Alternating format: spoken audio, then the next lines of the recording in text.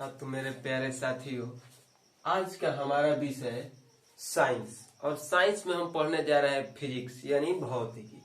और उसका हम पहला चैप्टर करने जा रहे हैं प्रकाश का परावर्तन।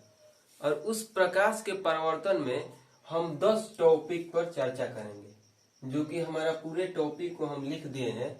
और इस पूरे टॉपिक पर बारी बारी से चर्चा हम करते जाएंगे और आप लोगों को समझाते जाएंगे।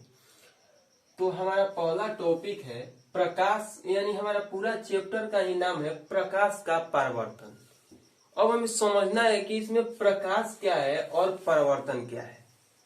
तो सबसे पहले हम प्रकाश को समझेंगे कि प्रकाश होता क्या है। तो सिंपली हम देखते हैं कि प्रकाश जो हम लोग बोलते हैं, जैसे जलता हुआ बल्ब है, लालटेन है, मोमबत्ती है, इससे हमको प्रकाश मिलता है। जैसे सूर्य है, ये हमें प्रकाश देते हैं। तो हम इसका परिभाषा इस प्रकार दे सकते हैं कि प्रकाश वह कारक है जिसके माध्यम से हम किसी वस्तुओं को देख पाते हैं। ये हमारा प्रकाश का डिफिनेशन हुआ। अब हम सोचेंगे कि प्रकाश को देखते कैसे हैं। तो प्रकाश जब किसी वस्तु पर टकराता है और उस वस्तु से टकराकर हमारी आंखों तर जब पड़ता है, तब हम उस वस्तु को देख पाते हैं। यानी जैसे हम बोले कि अंधेरा में हमें कोई वस्तु दिखाई नहीं देती। यानी जब सूर्य निकलते हैं, यानी सूर्य का प्रकाश जब पृथ्वी पर पड़ता है, तो उस पृथ्वी पर जितने कण यानी वस्तु है, उस पर प्रकाश पड़ता है और उससे टकराकर हमारी आंखों तर प्रकाश आता है, और जिसके सहारे हम किसी वस्तुओं को देख पाते हैं। तो प्रकाश का डिफिनेशन हमारा ये हुआ। अब हम पढ़ते हैं कि परावर्तन क्या है।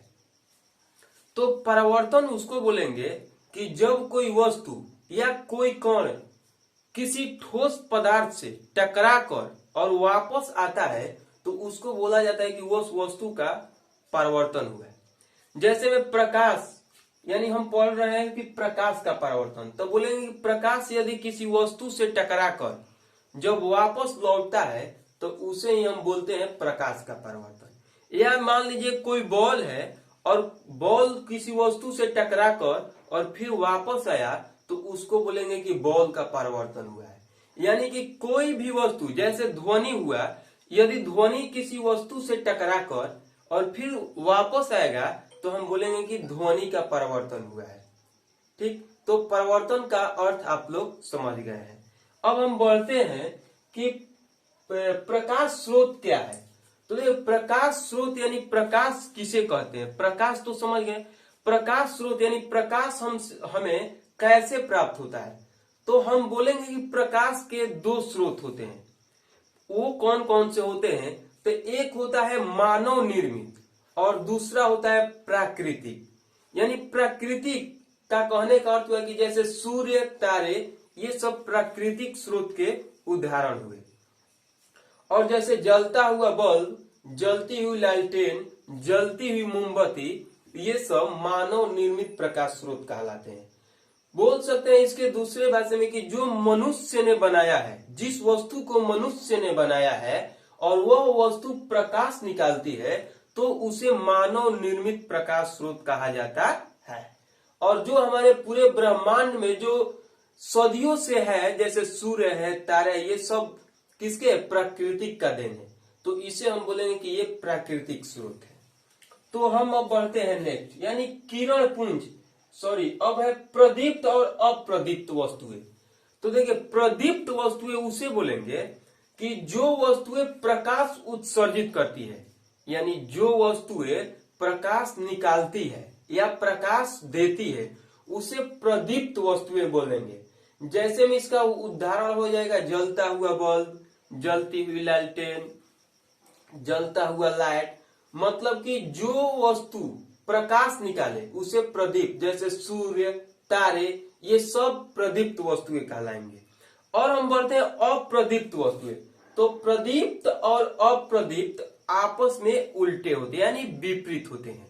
तो प्रदीप्त वस्तुएं उसे बोलेंगे जो वस्तु प्रकाश निकालती है और अप्रदीप्त उसे बोलेंगे जो वस्तुएं प्रकाश नहीं निकालती है, यानी जो वस्तुएं प्रकाश नहीं देती है। जैसे में हो जाएगा कुर्सी, टेबल, मेज, मतलब कि निर्जीव पदार्थ वो जो प्रकाश नहीं उत्सर्जित करे। उदाहरण में जैसे बोले कुर्सी, मेज, टेबल, ये सब क्या कहलाएंगे? कॉपी, किताब, ये सब अप्रदीप्त वस्तुएं कहलाएंगी। अब हमारा नेक्स्ट है अब सारी किरण पुंज। तो किरण किसे बोलते हैं और किरण पुंज, तो पहले हम किरण के बारे में समझ लेते हैं। तो देखिए, यदि कोई वस्तु प्रकाश उत्सर्जित करती है, जैसे सूर्य, तो ये सभी दिशाओं में प्रकाश उत्सर्जित करते हैं। तो इसका किरण, जो ये प्रकाश है, ये सब किरण बोलते हैं। इसे ही हम क्या बोलते हैं?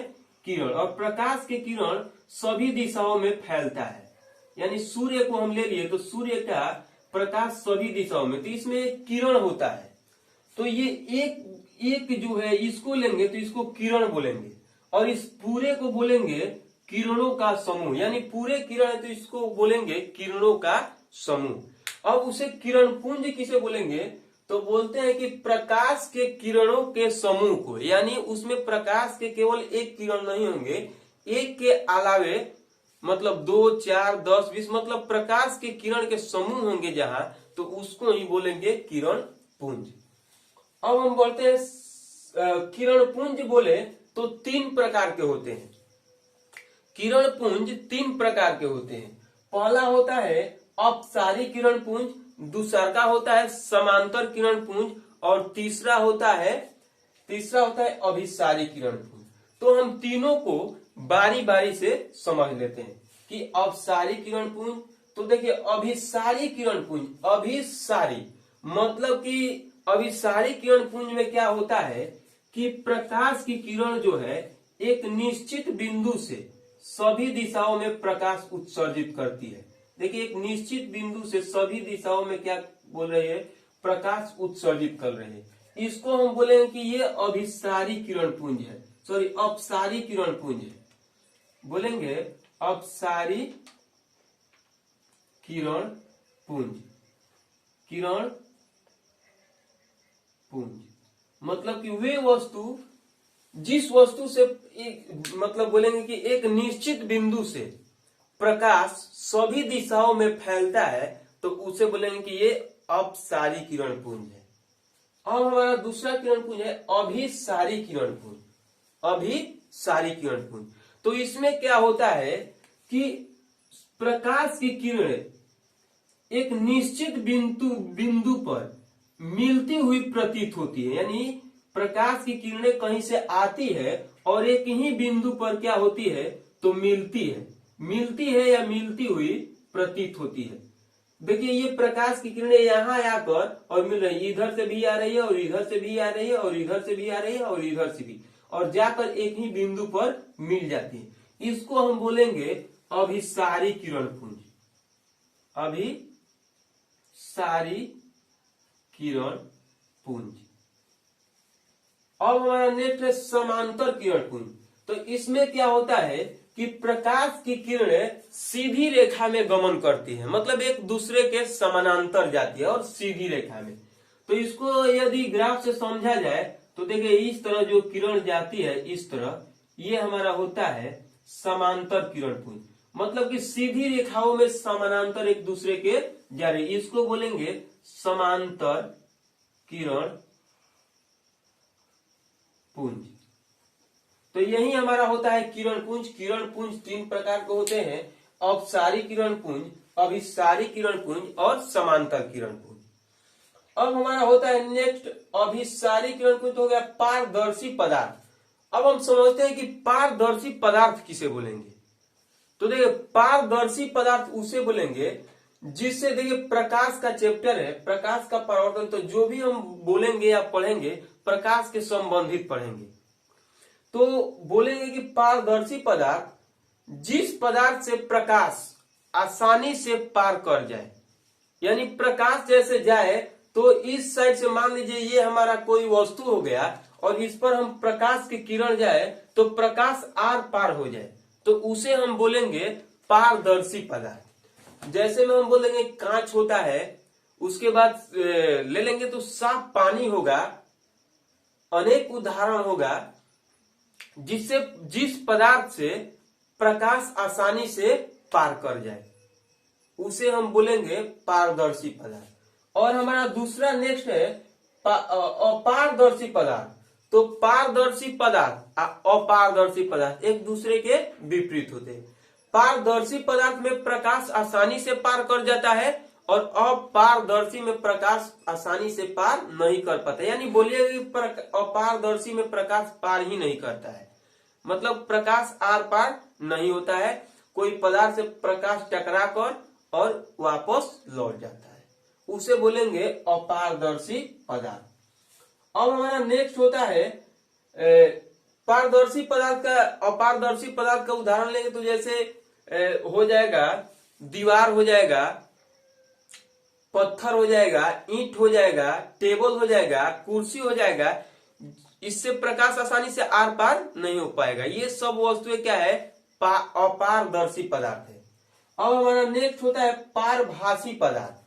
तो इसमें क्या होता है कि जब आप प्रकाश को पार कराइएगा तो कोई वस्तु से तो ये आसानी से पार नहीं होने देगा। प्रकाश की किरण टकराएगी मगर सभी प्रकाश किरणें आसानी से पार नहीं कर पाएगा। इसमें क्या होता है कि प्रकाश की किरण जाती है तो कुछ ही किरणों को पार करने देता है अपने आप में से, तो उसे बोलेंगे क्या बोलेंगे, पारभासी पदार्थ। जैसे में हो जाएगा घिसा हुआ कांच, तेल लगा हुआ कागज। आप देखेंगे तो इससे प्रकाश, पूरी प्रकाश हमारा आसानी से पार नहीं होता है, बल्कि कुछ ही प्रकाश पार होता है और कुछ प्रकाश इधरे रह जाता है। तो ये हमारा 10 टॉपिक का हुआ डिफिनेशन। ये हमारा शॉर्ट वीडियो। अब इसके आगे जो नेक्स्ट हमको पढ़ना है फिर हम अगले वीडियो में डाल देंगे। चलिए अब मिलते हैं अगले वीडियो में।